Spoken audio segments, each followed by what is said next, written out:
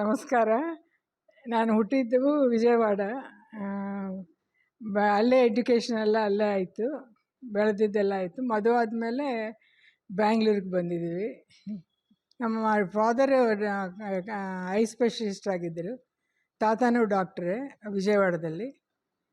Bishop ಅಜರಯ್ಯ school ಅಂತ ನಮ್ಮದು ವಿಜಯವಾಡದಲ್ಲಿ ದೊಡ್ಡ ಇನ್ಸ್ಟಿಟ್ಯೂಟ್ನದು, ಒಳ್ಳೆ ಸ್ಕೂಲ್ ಅಂತ ಹೆಸರಿತ್ತು ಅದಕ್ಕೆ. ನಮ್ಮ ಫ್ರೆಂಡ್ಸೂ ತುಂಬಾ ಇದ್ದರು, ಬಟ್ ಸ್ಪೋರ್ಟ್ಸ್ಗೂ ಇಂಪಾರ್ಟೆಂಟ್ ಕೊಡ್ತಾಯಿದ್ದಾರೆ ಅವರು. ಸ್ಪೋರ್ಟ್ಸ್ ಎಲ್ಲ ಆಡ್ತಾಯಿದ್ದೀವಿ ನಾವು ಅದರ ಸ್ಕೂಲ್ನಲ್ಲಿ. 16 ಇಯರ್ಸ್ಗೆ ನನಗೆ ಮದುವೆ ಆಯಿತು. ಅದಕ್ಕೋಸ್ಕರ ಬ್ಯಾಂಗ್ಳೂರಿಗೆ ಜಲ್ದಿ ಬರಬೇಕಾಯಿತು. ನಮ್ಮ ಯಜಮಾನ್ರ ಹೆಸರು ಗಂಗಾಧರ್ ರಾವ್ ಅಂತ. ಅವರು DMIT ಇಂಜಿನಿಯರಿಂಗ್ ಮಾಡಿದರು.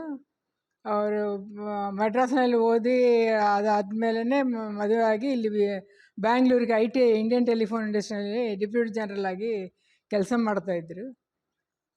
ಅವ್ರು ಮ್ಯಾರೇಜ್ ಮಾಡಿದ ಮೇಲೆ ನಾನು ಬ್ಯಾಂಗ್ಳೂರಿಗೆ ಬಂದೆ. ಅವನು ದೊಡ್ಡ ಹುಡುಗ ಚೆನ್ನಾಗೇ ಓದ್ತಾ ಇದ್ದ. ಸರಿ, ಅವನು ಅಗ್ರಿಕಲ್ಚರ್ BSc ಮಾಡಿ ಇದರಲ್ಲಿ ಇಲ್ಲೇ ಓದಿದ್ದಾನೆ, ಬ್ಯಾಂಗ್ಳೂರಿನಲ್ಲೇ ಅಗ್ರಿಕಲ್ಚರ್ ಕಾಲೇಜು. ಆಮೇಲೆ MS ಅಮೆರಿಕದಲ್ಲಿ ಮಾಡಿದ್ದಾನೆ. ಆಮೇಲೆ ರಿಸರ್ಚ್ ಇನ್ ಮಾಲಿಕ್ಯುಲರ್ ಬಯಾಲಜಿ ಮಾಡಿ ಆಮೇಲೆ MBA ಮಾಡಿ ಇವಾಗ ಅಲ್ಲೇ ಸೆಟ್ಲಾಗಿದ್ದಾನೆ. 2 ಹೆಣ್ಣು ಮಕ್ಕಳು ನನಗೆ. ಅವರನ್ನು ಸಾಫ್ಟ್ವೇರ್ನಲ್ಲಿ ಸೆಟ್ಲಾದಾಳೆ ದೊಡ್ಡವಳು. ಎರಡನೇವಳು ಇದು ಕೊರಿಯೋಗ್ರಾಫಿ ಇದರಲ್ಲಿ ಸೆಟ್ಲಾಗಿದ್ದಾಳೆ. ಇವಾಗ ಅವರು ದೊಡ್ಡವಳು ಆಸ್ಟ್ರೇಲಿಯಾದಲ್ಲಿದ್ದಾರೆ, ಚಿಕ್ಕವಳು ಆಸ್ಟ್ರೇಲಿಯಾದಲ್ಲಿದ್ದಾರೆ.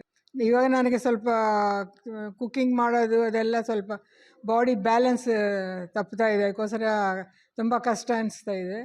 ಅದಕ್ಕೆ ನನಗೆ ಹೆಲ್ಪ್ ಬೇಕಂತ ಹೇಳಿ ಇದು ದೊಡ್ಡ ಮಗಳೇ ರಿಸರ್ಚ್ ಮಾಡಿ ಇದು ಚೆನ್ನಾಗಿದೆ ಅಮ್ಮ ಅತುಲ್ಯ, ನಿನಗೆ ಸೂಟ್ ಆಗುತ್ತೆ ಅಂತ ಹೇಳಿ ಅವಳು ಇದು ಮಾಡಿದ ಮೇಲೆ ಇಲ್ಲಿ ಸೇರಿದ್ದೀವಿ.